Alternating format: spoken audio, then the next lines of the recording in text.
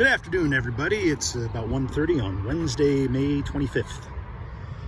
And tomorrow, the 26th, Dungeon Crawler Carl 5th book comes out on Audible. Not that you care, but I do. And you should care, because it's fucking hilarious. Anyway, check it out, my roof. So, on the roof, I've been doing a lot of the work. Not to say more than 50%, but hey, much closer to 50% than normal. So, you can see this is the backside, and here's the light color I chose. It's, I think, Sierra Gray, and it's not white, it's gray, according to the color name. And you can see the, like I said, I've got this big, vast expanse in the middle. Let me go up to the top. An open space. So, I'm gonna have one more, we need to buy more felt. We ran out of felt. So, a fan is gonna go right there. There's an X right there. That's where the second attic fan. These attic fans are on a thermostat, and you can adjust them anywhere from like 80 to 120 degrees. So they will pull hot air out of the ridge line of the attic. And as I mentioned, there's my 3 drains that are all ganged together from bathroom, the kitchen over there, and the bathroom and the other bathroom. And then the weather head for the power that will connect up to the middle of the line there. So let me show you what we're doing here in the front. So we pretty much got the back done, and earlier today I did a lot of this. You start out with these little starter doodads, and they come twice as wide. They're perforated down the middle, so you kind of fold them and separate them, and that's where what you put on the edge of your roof, and you have an overhang of about the distance of that bead, that line of tar. You have an overhang on that, so that sits right on the edge of that, sits right on the drip rail, and the little part, the part between this thin part between the tar and the edge, that hangs off. So I did that on all the 3 sides of these dormers, and then we did the dormer, and of course you stagger this stuff, right? So here what Chris is doing is pretty cool. Called the weave. The weave, yeah, we're doing a weave. You can see here, roofs have, there's dormers, there's gables. It's a gable roof, right? And this is a gable front. And then there's things called hips and valleys.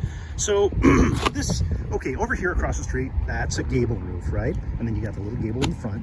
And then the other 3 houses, the one on the right side and the 2 on the left, those are hips and valley roofs. So you see the hip is, you see the ridge caps there in gray on that one ahead of us. And then the valley is this little spot right here where it goes to the depression.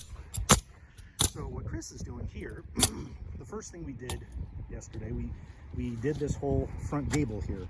And now he's fitting these shingles over it so they match up with the lines of the roof. So you'll virtually have a seamless roof, because you got to cover up this valley in a manner that will still shed the water. Valley rules, you don't nail, and try not to walk on, especially early on with the tar paper in valleys, because you'll tear the paper, and that's no good. And you also don't nail in the valleys, you nail on either side of them. So that's kind of that there. Roofing materials, this is the starter bundle. All those are my let me show you a little piece of roofing here. You can see there's the darker top, and then the blackish ridge through the middle, and that's an Owens cording thing called Sure Nail. And basically, it's just a really thick spot where he's nailing to, and that going nowhere. If you're not sure what you're doing, you buy Sure Nail. Yeah, exactly. If you're not sure what you're doing, buy Sure Nail. But it's hard. The only negative is there's not much, except it's harder to cut through. You have to cut all the roof, because you don't just go straight down, right? You got to stagger it. You got to put, it's just like bricks in a wall. You don't put them straight up and down. With this guy, you don't want all the same cuts. The water will just go right into the channel and right down to the wood and leak.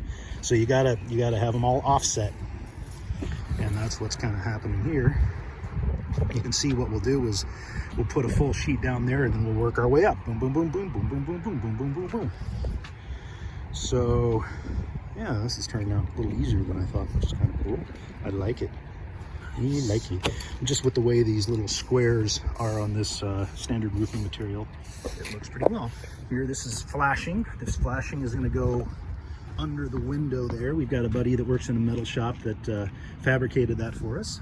Very nice of Mitch to do that. And so yeah, we've still got to do some tarring there. You can see all those little those marks there in the plywood are where I was cutting all of the I was cutting my roof shingles. So a squirrel just totally screwed with all these shit there.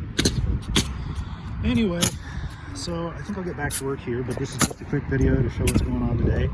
Getting the roofing done. And yeah, I better get back to the shit, speed it up. All right, bye-bye everybody.